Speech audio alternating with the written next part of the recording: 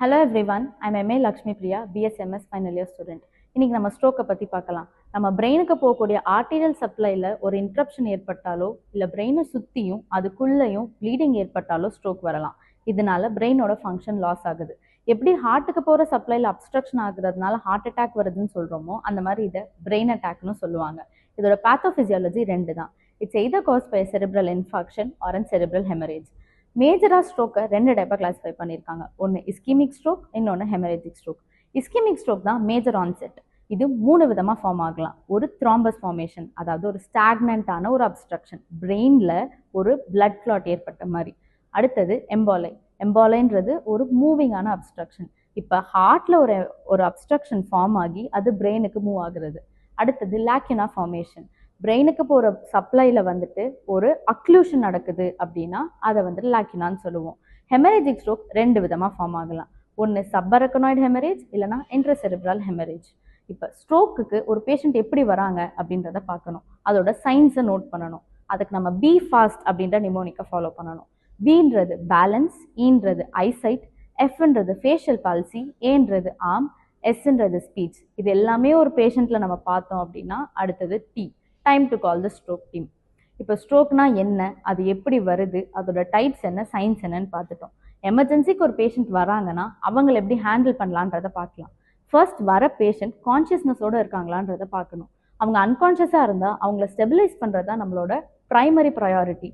அதுக்கு நம்ம ABC ப்ரோட்டோகாலை follow பண்ணணும். Airway, breathing, circulation. அதுக்கு அடுத்து அவங்களோட ஐவியை ஸ்டெபிலைஸ் பண்ணுறோம். அடுத்தது அவங்களோட பிபியை ஸ்டெபிலைஸ் பண்ணுறோம். அவங்களோட வைட்டல்ஸை நோட் டவுன் பண்ணுறோம். இன்கேஸ் ஆஃப் ஹெமரேஜிக் ஸ்ட்ரோக் அந்த பேஷண்ட்க்கு வந்துட்டு சீஷர்ஸ் வரதுக்கான சான்சஸ் இருக்குது. ஸோ அந்த சீஷர் கண்ட்ரோல் பண்ணிவிட்டு அடுத்ததான் நம்ம ஹிஸ்ட்ரி டேக்கிங்க்கு மூவ் ஆகணும். ஹிஸ்ட்ரி டேக்கிங்கில் அந்த பேஷண்ட்டோட allergies, past medications, medical history, அந்த பேஷண்ட்டோட லாஸ்ட் மீல், அப்புறம் எதனால இந்த சிம்டம்ஸ் வந்துச்சுன்றதை நோட் டவுன் பண்ணிவிட்டு அவங்களோட எல்எஸ்என்னையும் மென்ஷன் பண்ணணும். எல்எஸ்என்றது அவங்களோட லாஸ்ட் சீன் நார்மல். இதை வச்சு தான் நம்ம பேஷண்ட்டோட ஸ்ட்ரோக் பீரியடை கால்குலேட் பண்ணி அவங்களுக்கு ட்ரீட்மெண்ட் தர முடியும். அடுத்தது NIHSS, நேஷனல் இன்ஸ்டியூட் ஆஃப் ஹெல்த்தோட ஸ்ட்ரோக் ஸ்கேல் அசஸ்மெண்ட்டை பெர்ஃபார்ம் பண்ணணும். அப்புறம் இன்வெஸ்டிகேஷனுக்கு ப்ரொசீட் பண்ணலாம். இதில் நம்ம ஃபர்ஸ்ட் ப்ரைமரியாக சிடி பார்க்குறோம். சிடி ஒரு gold standard investigation for stroke. எதுக்காக சிடி பார்க்குறோம்? வர பேஷண்ட் இஸ்கிமிக் ஸ்ட்ரோக்கா இல்லை ஹெமரேஜிக் ஸ்ட்ரோக்கான்றதை பார்க்கணும். அடுத்தது அவங்களோட லைன் ஆஃப் ட்ரீட்மெண்ட்டை டிசைட் பண்ணுறதுக்கு பார்க்குறோம். அப்புறம் சிபிஜி கால்குலேட் பண்ணணும். ஹைப்போகிளைசமிக் கண்டிஷன்ஸில் பேஷண்ட் வந்துட்டு ஸ்ட்ரோக்கோட சிம்டம்ஸை மிமிக் பண்ணுவாங்க. அதை ரூல் அவுட் பண்ணுறதுக்கு சிபிஜி பார்க்கணும். ஹெமரேஜிக் ஸ்ட்ரோக் கண்டிஷன்ஸில் பேஷண்ட்டுக்கு வந்து த்ரோம்போலைசிஸ் சஜஸ்ட் பண்ணக்கூடாது. ஏன்னா அங்கே ஆல்ரெடி ஒரு இன்டர்னல் ப்ளீடிங் நடந்துட்டு இருக்கும் போது நம்ம த்ரோம்போலைசிஸ் கொடுத்தோன்னா அந்த ப்ளீடிங் வந்து இன்க்ரீஸ் ஆகுமே தவிர அது அரெஸ்ட் ஆகாது. அப்போ நம்ம வந்துட்டு ஹெமரேஜிக் ஸ்ட்ரோக்கில் வந்து ஃபர்ஸ்ட் பிபியை கண்ட்ரோலுக்கு கொண்டு வரணும். அதுக்கடுத்து அவங்களோட ஐசிபி, செரிப்ரல் பர்ஃபியூஷனை மேனேஜ் பண்ணணும். அதுக்கு அடுத்து தான் ஹெமட்டோமா கண்ட்ரோலுக்கு போகணும். அப்புறம் அவங்களோட சீஷர்ஸை கண்ட்ரோலுக்கு கொண்டு வந்துட்டு சப்போர்ட்டிவ் கேர் கொடுக்கறது தான் ஒரே வழி. அப்புறம் நம்ம வந்துட்டு எவ்வளோக்கு எவ்வளோ ஒரு ஸ்ட்ரோக்கை மிஸ்டயக்னோசிஸ் பண்ணுறோமோ எவ்ரி மினிட் ஒரு 1.9 மில்லியன் நியூரான்ஸ் வந்துட்டு நம்மளுக்கு லூஸ் ஆகுது. So I hope every one understands that time is brain and work accordingly. Thank you. Hello every one, I'm MA Lakshmi Priya, BSMS final year student.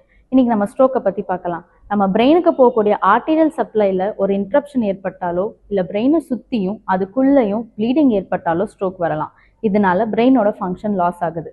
எப்படி ஹார்ட்டுக்கு போகிற சப்ளைல அப்ஸ்ட்ரக்ஷன் ஆகுறதுனால ஹார்ட் அட்டாக் வருதுன்னு சொல்கிறோமோ அந்த மாதிரி இதை பிரெயின் அட்டாக்னு சொல்லுவாங்க. இதோட பேத்தோஃபிசியாலஜி ரெண்டு தான். It's either cause by cerebral infarction or an cerebral haemorrhage. மேஜராக ஸ்ட்ரோக்கை ரெண்டு டைப்பாக கிளாஸிஃபை பண்ணியிருக்காங்க. ஒன்று இஸ்கிமிக் ஸ்ட்ரோக், இன்னொன்று ஹெமரேஜிக் ஸ்ட்ரோக். இஸ்கிமிக் ஸ்ட்ரோக் தான் மேஜர் ஆன்செட். இது மூணு விதமாக ஃபார்ம் ஆகலாம். ஒரு த்ராம்பஸ் ஃபார்மேஷன், அதாவது ஒரு ஸ்டாக்னண்டான ஒரு அப்ஸ்ட்ரக்ஷன், பிரெயினில் ஒரு பிளட் கிளாட் ஏற்பட்ட மாதிரி. அடுத்தது எம்பாலை. எம்பாலைன்றது ஒரு மூவிங்கான அப்ஸ்ட்ரக்ஷன். இப்போ ஹார்ட்டில் ஒரு அப்ஸ்ட்ரக்ஷன் ஃபார்ம் ஆகி அது பிரெயினுக்கு மூவ் ஆகுறது. அடுத்தது லாக்யூனா ஃபார்மேஷன். பிரெயினுக்கு போகிற சப்ளையில் வந்துட்டு ஒரு அக்ளூஷன் நடக்குது அப்படின்னா அதை வந்துட்டு லாக்யூனான்னு சொல்லுவோம். ஹெமரேஜிக் ஸ்ட்ரோக் ரெண்டு விதமாக ஃபார்ம் ஆகலாம். ஒன்று சப்பரக்கனாய்டு ஹெமரேஜ், இல்லைனா இன்ட்ரசெரிப்ரல் ஹெமரேஜ். இப்போ ஸ்ட்ரோக்குக்கு ஒரு பேஷண்ட் எப்படி வராங்க அப்படின்றத பார்க்கணும். அதோட சைன்ஸை நோட் பண்ணணும். அதுக்கு நம்ம பி ஃபாஸ்ட் அப்படின்ற நிமோனிக்கை ஃபாலோ பண்ணணும். பின்றது பேலன்ஸ், ஈன்றது ஐசைட், எஃப்ன்றது ஃபேஷியல் பால்சி, ஏன்றது ஆர்ம், எஸ்ன்றது ஸ்பீச். இது எல்லாமே ஒரு பேஷண்ட்டில் நம்ம பார்த்தோம் அப்படின்னா அடுத்தது T, time to call the stroke team. இப்போ ஸ்ட்ரோக்னா என்ன, அது எப்படி வருது, அதோட டைப்ஸ் என்ன, சைன்ஸ் என்னன்னு பார்த்துட்டோம்.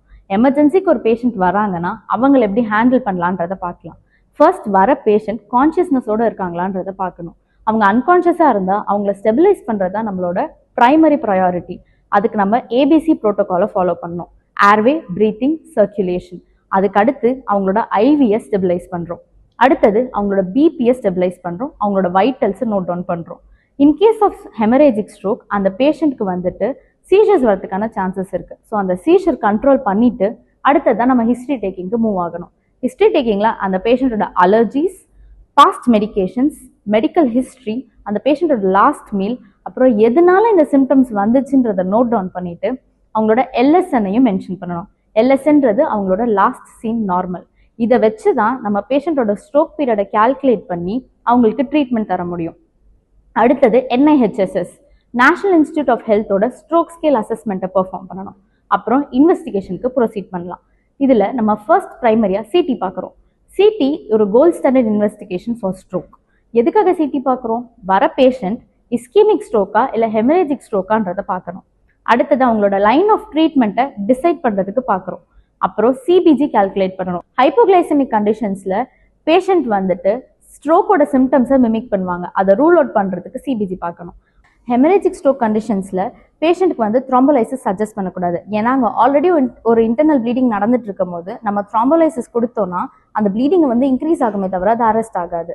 அப்போ நம்ம வந்துட்டு ஹெமரேஜிக் ஸ்ட்ரோக்கில் வந்து ஃபர்ஸ்ட் பிபியை கண்ட்ரோலுக்கு கொண்டு வரணும். அதுக்கடுத்து அவங்களோட ஐசிபி, செரிப்ரல் பர்ஃபியூஷனை மேனேஜ் பண்ணணும். அதுக்கு அடுத்து தான் ஹெமட்டோமா கண்ட்ரோலுக்கு போகணும். அப்புறம் அவங்களோட சீஷர்ஸை கண்ட்ரோலுக்கு கொண்டு வந்துட்டு சப்போர்ட்டிவ் கேர் கொடுக்கறதா ஒரே வழி. அப்புறம் நம்ம வந்துட்டு எவ்வளோக்கு எவ்வளோ ஒரு ஸ்ட்ரோக்கை மிஸ்டயக்னோசிஸ் பண்ணுறோமோ எவ்ரி மினிட் ஒரு 1.9 மில்லியன் நியூரான்ஸ் வந்துட்டு நம்மளுக்கு லூஸ் ஆகுது. So I hope every one understands that time is dream and work accordingly. Thank you.